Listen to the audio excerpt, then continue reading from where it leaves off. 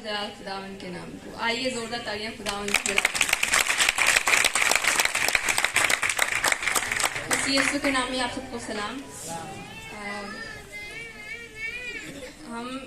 हमारी ज़िंदगी में बहुत सारी चीज़ें हर वक्त होती रहती हैं और हर लम्हा हम शुक्रगुजारी करें तो कम है। खुदा हमारी ज़िंदगी में बहुत सारे काम करता है, लेकिन ख़ास वक्त निकाल कर इस तरह सब मुकद्दसीन को इकट्ठे करके शुक्रगुजारी करना ये मेरी बहुत बड़ी अचीवमेंट है कि मैं आप सबके साथ मुकद्दसीन के साथ मिलकर अपने दिन को सेलिब्रेट कर रही हूँ।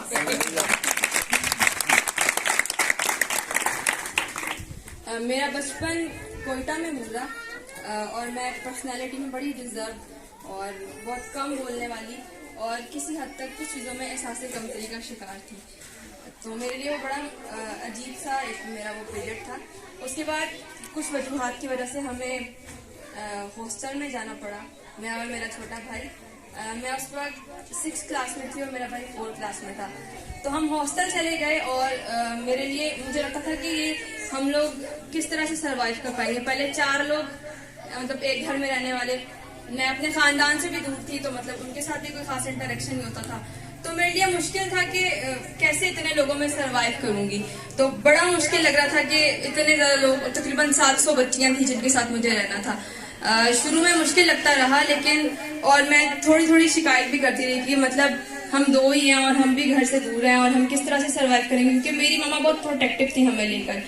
हम ज़्यादा बोलते नहीं थे और वो हमें हर चीज़ में खुद हमारी एक्सप्लेनेशन दे देती थी कि ये बोलेंगे कि उसके अलावा हम नहीं बोलते थे, तो हमें बोलना भी नहीं आता था। अब इतने लोगों में खुद उनको फेस करना और मुख्तलिफ ख्यालात के लोगों में रहना बड़ा मुश्किल काम था। शुरू में बहुत मुश्किल लगता रहा, लेकिन आहिस्ता आहिस्ता हमने सरवाइव करना सीखा, मैंने भी और भाई ने भी। तो मैं उनमें सरवाइव करती गई और फिर उन चीज़ों से मैं स्ट्रॉन्ग होती गई। मुझे स्टेज पर बोलना आ गया, मुझे बात करना आ गई, मुझे लोगों को जवाब देना आ गया, मुझे लोगों से बातचीत आ गई, मुझे टीचर से बात करनी आ गई, सब कुछ आ गया। तो वो मेरे लिए बड़ा शुरू में लगता था कि बस ये वो वैसे ही टाइम पीरियड था, लेकिन उसके बाद फिर जब वो मैंने मैट्रिक कंप्लीट किया तो मैं यहाँ पर अपने गांव में आ गई अपने दादाजी और दादू के पास। तो मैं 1 साल इनके पास रही, मैंने गवर्नमेंट कॉलेज में एडमिशन लिया, लेकिन मैं एग्जाम्स नहीं दे पाई क्योंकि मेरी क्लासेस प्रॉपरली नहीं होती थी। तो मेरे पेरेंट्स ने कहा कि कोई बात नहीं, आप एग्जाम्स नहीं दो। मुझे बहुत मुश्किल लग रहा था कि मेरा 1 साल मिस हो जाएगा और मैंने एडमिशन फीस भी दे दी है तो पैसे भी ज़ाया हो जाएंगे। लेकिन वालिदैन ने समझाया कि कोई बात नहीं, कोई इशू नहीं है, आप अगले साल तैयारी करें और फिर एग्जाम्स दीजिएगा।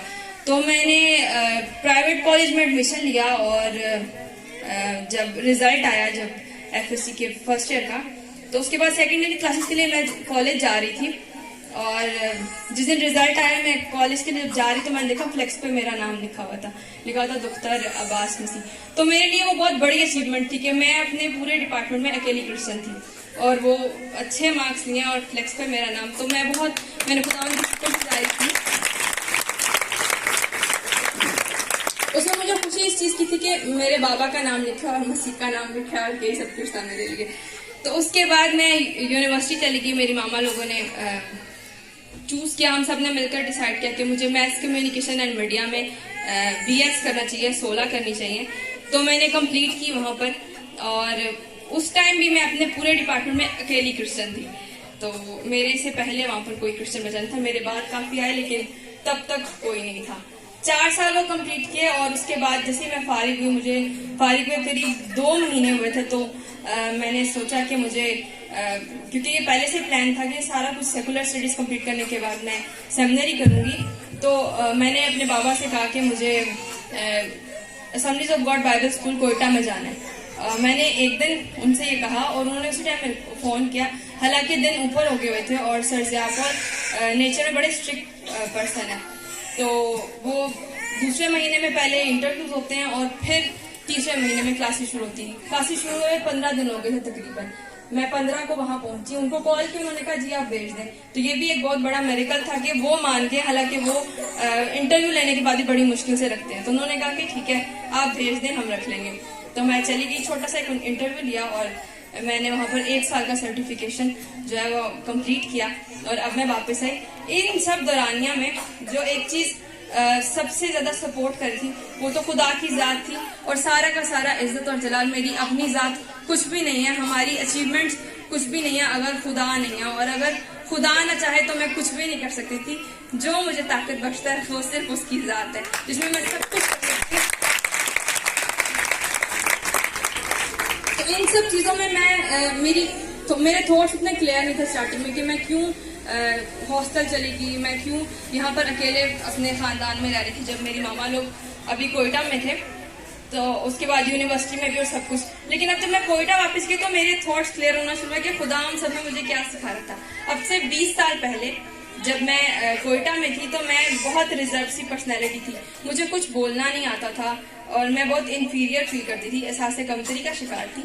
उन सब दुरानिया में से हॉस्टल में रहकर, यूनिवर्सिटी में अकेले रहकर, कॉलेज में अकेले होकर मुझे खुदा ने सिखाया अपनों में रहना, दूसरों में रहना। और फिर खुदा मुझे दोबारा माना किया कि अपना एनालिसिस कर कि अब से 20 साल पहले तू कहाँ पे खड़ी थी और तुझे बोलना भी नहीं आता था। अगर तू वहां पर ही होती तो तुझे अभी भी शायद सही से बोलना नहीं आता, तो अभी भी शायद दूसरे से सर्वाइव नहीं करना सकती। लेकिन खुदा ने उस सर्वाइवल पीरियड में मुझे सिखाया कि किस तरह से मैंने सर्वाइव करना है, क्योंकि खुदा मुझे, हाँ, ईमानदार कभी भी बेमकसद जिंदगी नहीं गुजारते। खुदा का उनके लिए खास प्लान होता है। खुदा का जो मेरी जिंदगी के लिए प्लान था, खुदा उसके लिए मुझे डिजाइन कर रहा था।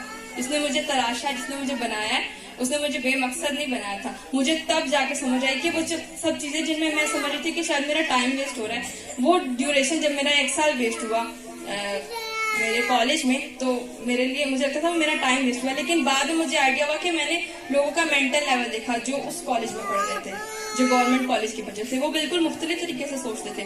प्राइवेट स्कूल के बच्चे बिल्कुल मुख्तलिफ तरीके से सोचते थे। तो मैंने वो सब कुछ सीखा। इन सब से जो चीज मैंने सीखी, जो चीज मेरी जिंदगी पे इफेक्ट करी, वो ये कि मैं किस तरह से सरवाइव करके तराशी गई, बनाई गई। हम में से हर एक मुश्किल हालात में से गुजरता है और हमें से हर एक को ये बात याद रखनी चाहिए कि हमारा कोई भी जो चीज हमारी जिंदगी में हो रही है, आइदर वो हमारे अप्स हैं, हम बहुत ऊंचाई पर हैं, या हमारे डाउन्स हैं, हम मुश्किलात का शिकार हैं, उन सब में खुदा हमें सिखा रहा है, हमें बना रहा है। खुदा ने मुझे बनाया उन सब में। लेकिन उन सब चीजों में सबसे बड़ी मेरी सपोर्ट मेरी फैमिली थी। मेरे बाबा, मेरी मामा, मेरा भाई हमेशा हर चीज में मुझे सपोर्ट करते रहे, मेरे लिए दुआ करते रहे। जब मैं हॉस्टल में थी तो हालात बहुत बुरे होते थे, लेकिन जब भी मैं इन्हें कॉल करती, मैं इन्हें सारी सिचुएशन बताती कि ये हो रहा है, वो हो रहा है, इस वक्त मेरे साथ ये प्रॉब्लम चल रहा है। समटाइम एक वक्त ऐसा है, मेरी वार्डन मेरे बहुत ज्यादा खिलाफ हो गई। उन्हें कोई वजह नहीं मिल रही थी, तो वो मेरे इसलिए खिलाफ हो गई कि मैं उनकी बात मान के बाकी बच्चों की वो स्पाई नहीं बनी हुई, लाइक उनकी गलतियां टीचर को जाके निपटाई हुई। तो और कोई रीजन नहीं था, तो इसकी वजह से बस वो एक मेरा ऐसा पीरियड था कि मुझे सरवाइव करना था। तो उन सब में मेरा खुदा पर काउंसलिंग वो डेली करते थे, मेरे पापा मेरी कॉल पर, मेरी मामा मेरे लिए दुआ करती थी। वो सब चीजें मेरे को सरवाइव करने में मदद देती थी कि मैं जब जब गिरती थी मैं तब तब उठती थी। उसके अंदर मेरा कोई कमाल नहीं था, उसके पीछे वो दुआएं थी जो मेरे वालिदैन करते, मेरी दादों मेरे लिए रेगुलर दुआ करती थी। तो वो सब कुछ मुझे सरवाइव करने में मदद देता, वरना मैं गिर सकती थी, मैं शायद तरक्की नहीं कर पाती। लेकिन वो दुआएं और फिर उनके साथ मेरा ताल्लुक, मेरे वालिदैन के साथ, कि वो मेरे दोस्त थे, मैं उनसे अपनी हर बात शेयर करती थी, अपनी गलतियां भी और जो कुछ मेरे साथ अच्छा हो रहा था वो भी। तो उनमें वो कभी मेरे को डांट कर और मेरे को गलत साबित नहीं करते थे, बल्कि मेरी काउंसलिंग करते थे।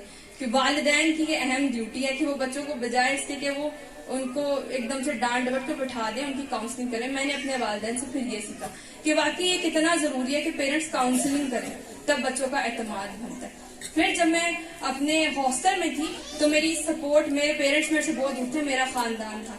मेरे चाचू 4 घंटे का सफर कर मुझे और भाई को मिलने जाते थे। हम जब कभी होम सिक होते थे वो हमें घर लेकर आते थे। और ना सिर्फ वो 4 घंटे का सफर है, बल्कि कई गाड़ियां बदलनी पड़ती हैं और कई घंटे इंतजार करना पड़ता है। मेरे छोटे चाचू पीछे खड़े, ये कई घंटे इंतजार करते, सुबह टाइम से निकलते और इन्हें शाम हो जाती थी हमें वापस आते हुए, लेकिन ये लेकर आते थे। सारा दिन अपना वेस्ट करते, लेकिन हम बच्चों को लेकर आते। मेरी फुप्पो, मेरी जो बड़ी फुप्पो है, वो समटाइम हमें अकेले लेने जाती थी इधर से, और वो अकेले इतना सफर लोकल करती और फिर हमें अपनी गोद में बैठा के लाती थी। तो ये उनका प्यार था और वो सपोर्ट थी जिसने हमें वहां पर सर्वाइव करने की तौफीक दी कि हमने किस तरह सर्वाइव करना है। हम जब कभी होम से क्या, हम घर आ रहे हैं। तो इन सब का जिक्र मैं अपनी अचीवमेंट के मौका पर इसलिए कर रही हूँ कि वो सब चीजें थी, मैं किसी एक इंसान की कामयाबी सिर्फ उसकी कामयाबी नहीं होती बल्कि बहुत सारे लोगों की कामयाबी होती जिनके थॉट्स उनके साथ मिल रहे होते हैं, बिल्कुल मर्द की तरह। मर्द की पीछे से सपोर्ट करता है एस्टर को, और हम एस्टर को कामयाब होते देख रहे थे, हम एस्टर को क्वीन बनते हुए देख रहे होते, लेकिन वहां पर पीछे जो काम करने वाले, जो बैकग्राउंड पर काम कर रहे होते, बेसिक सपोर्ट उनकी होती, बेसिक पिलर वो होते जो किसी बुनियाद को, किसी बिल्डिंग को खड़ा कर रहे होते। आज मैं यहाँ पर खड़ी हूँ तो मेरा खानदान, मेरे वालिदैन, और फिर जिस टाइम में मैं यूनिवर्सिटी में थी तो मेरे भाई, मेरे चाचू के बेटे, मेरे बड़े भाई पास्टर साहब, पास्टर अशबीर, ये मेरी सबसे बड़ी सपोर्ट थे। मैं 4 साल लगातार इनके साथ आती जाती रही हूँ। ये मेरे लिए कितना सेक्रीफाइस देते थे। मॉर्निंग में मेरी क्लास होती थी, इनकी समटाइम नहीं होती थी। ये सुबह 8 बजे मेरे लिए जाते थे, हालांकि इनके लिए बड़ा मुश्किल होता था कि ये लेट नाइट तक विजिट्स कर आए और फिर मेरे साथ निकले, तो ये फिर भी मेरे लिए रुकते थे।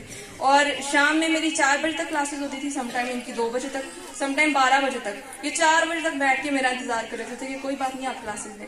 मेरी सबसे बड़ी सपोर्ट उस ड्यूरेशन में अशबीर भाई थे। मैं उनका थैंक यू करना चाहूंगी कि मेरी उस सपोर्ट की मेरा सबसे बड़ा साथ। जब मैं बाइबल कॉलेज में गई तो वहां पर मैं एक अच्छे रूहानी शख्स और दुआगो शख्स से की जेर सरपरस्ती सीख रही थी, सर ज़ियापॉल, और एक नहायत हलीम शख्स सर आबिद, माइकल आबिद। तो उस ड्यूरेशन में मैं उनसे तो सीखी थी, लेकिन जब मैं हॉस्टल से बाहर होती थी तो मेरी सपोर्ट वहाँ पर 3 खानदान थी। उनके साथ मेरा कोई खूनी ताल्लुक नहीं, लेकिन उसी के खून में हमारे खानदान है, तो वो मेरी सबसे बड़ी सपोर्ट थे। जिनमें से एक भाई अभी यहाँ पर हमारे पास आए भी, पास्टर साहब के बेटे जोनाथन मुजफ्फर, वो मेरी बहुत बड़ी सपोर्ट थे। और उसके अलावा 2 और फैमिलीज थी, तो वो मुझे हर दफा करेज देते थे। मैं जब कभी बहुत डिप्रेशन में होती थी, इनकी मामा कहती थी मैं दुआ करती थी और मुझे तू याद आई, और मैंने दिल में दुआ करनी शुरू कर दी कि मुझे लगता है तू कुछ चीजों में सरवाइव कर रही। तो उनके साथ मेरा कोई ताल्लुक नहीं था, लेकिन वो मसीही ताल्लुक था जो उन्हें हर वक्त मेरे साथ जुड़े रहता था। वो मुझे फोन करते, मुझे पूछते थे, मेरे लिए खाना बनाकर भेज रहे हैं और वो सब कुछ, तो वो मेरी सपोर्ट थे। इन सब का जिक्र मैं इसलिए कर रही हूँ कि इन सब की सपोर्ट से मैंने देखा कि मोहब्बत चीज क्या है। मोहब्बत सिर्फ मेरे खानदान ने, मेरे वालिदैन ने तो की मुझसे, लेकिन उसके अलावा ईमानदार मसीही मुझसे कितनी मोहब्बत कर रहे थे कि वहाँ पर मेरा खानदान नहीं था। मेरे चाचू थोड़ा सा दूर रहते थे, वो बहुत सपोर्ट करते थे, लेकिन उनके अलावा जो लोग मसीह में मेरे अपने थे वो मुझे इतनी सपोर्ट कर रहे थे कि मुझे कभी नहीं था लगता कि मैं अपने घर से दूर। तो उन सब की सपोर्ट से मैं आज यहाँ पर खड़ी हूँ, मैं कामयाब हुई हूँ। मैंने लोगों पर एतमाद करना सीखा है, क्योंकि पहले खुदा के साथ मेरे वालिदैन ने मुझे जोड़ा, फिर मुझ पर एतमाद किया, और एतमाद करके मैं जहाँ कहती थी मेरे पापा लोग मुझे भेज रहे थे कि मैं पढ़ना चाह रही हूँ, वो कह रहे थे ओके। मैं कह रही हूँ मैंने हॉस्टल जाना है और मुझे दोबारा कोयटा जाना है, तो वो कहते थे कि ओके। उन्होंने एक दिन में मेरी तैयारी करके मेंटली प्रिपेयर होना, मेरी मामा के लिए थोड़ा सा मुश्किल था। जब मैं निकली थी तो वो रो रही थी कि मैं जा रही हूँ, क्योंकि मैंने एक दिन में तैयारी की थी, वो मेंटली प्रिपेयर भी नहीं थी। तो मैं वहां पर गई, लेकिन इन सब में वो मेरे को हर जगह पे साथ साथ खड़े थे। तो मैंने ये सीखा कि हमारी कामयाबियां महज हमारी नहीं होती, हमारे अपनों की कामयाबी होती जो हमें कामयाब देखना चाहते हैं। और इस वक्त मेरी सबसे बड़ी कामयाबी है कि आज मैं अपना दिन अकेले नहीं मना रही, मुकद्दसीन के साथ मना रही हूँ। आज बहुत सारे आदमी मेरे साथ बैठे हैं जो मेरा दिन मेरे साथ मना रहे हैं, ये मेरी सबसे बड़ी अचीवमेंट है। इस वक्त मैंने बहुत कुछ अचीव किया है, और उन सब का क्रेडिट खुदा के नाम को जिसने मुझे ये तौफीक दी, वरना मेरी जात कुछ भी नहीं है। मेरी पहचान, मेरी जात मेरा मसीह है, उसी में मैं सब कुछ हूँ। उसी की वजह से आज आप लोग सब यहाँ पर अपना कीमती वक्त निकालकर मेरे साथ मौजूद हैं। मैं आप सबका भी शुक्रिया अदा करती हूँ कि आप लोग मेरे दिन पर मेरे साथ हैं। ये मेरी अचीवमेंट्स हैं, और इन सब में खुदा ने मुझे जो चीज मेरी क्लियर हुई कि मेरी खिदमत क्या है, वो ये थी कि मैं काउंसलिंग करूं। मैंने ये सब में देखा कि लोगों की क्या प्रॉब्लम्स हैं, लोगों के मेंटल लेवल क्या है। जब मैं कोयटा गई तो फिर खुदा ने इसको प्रैक्टिकली मुझसे करवाना शुरू किया कि बहुत सारे लोग मुझ पर ट्रस्ट कर रहे थे और वो मुझसे अपने घर के प्रॉब्लम शेयर कर रहे थे। मैं 25 साल की, अब आज मेरे 25 साल कंप्लीट हुए, तो मैं छोटी थी उनके घर में होती, लेकिन वो मेरे को अपने घर के मसाइल बताते थे और बहुत कुछ मेरी मदद करता था, और मैं उन्हें जवाब दे देती थी। तो बाद में मैं खुद भी हैरान होती थी कि मेरे को कैसे पता, मेरा इतना तजुर्बा नहीं है और मैंने कैसे उनको बता लिया। लेकिन उन सब में वो थॉट क्लियर हो थी कि ये मेरी खिदमत है। अब मेरी ये थॉट क्लियर है, तो मैं इसके अंदर ही आगे मास्टर्स करना चाहती हूँ। मेरी आप लोगों से भी दरख्वास्त है कि मेरे लिए दुआ कीजिएगा, और मुझे अपनी दुआओं में याद रखिएगा कि खुदा की मर्जी मेरी जिंदगी से पूरी हो। जो खुदा चाहता है, जिस खिदमत के लिए उसने मुझे चुना है, मैं उसे कर सकूं। मैं फिर से आप सबका शुक्रिया अदा करती हूँ कि आप सब इतना कीमती वक्त निकाला, आप सब प्यार करते हैं, और हम सब इधर मेरा ख़ानदान मौजूद है, मेरे वालिदैन मौजूद हैं, उसके अलावा हम सब ईमानदार मसीह में एक खून है, मसीह के खून से हम एक खानदान है। मैं आप सबकी शुक्रगुजार हूँ कि आप सब मेरे साथ मौजूद हैं और मेरा दिन मनाने के लिए यहाँ पर है। खुदावंद आप सबको बरकत दे। शुक्रिया।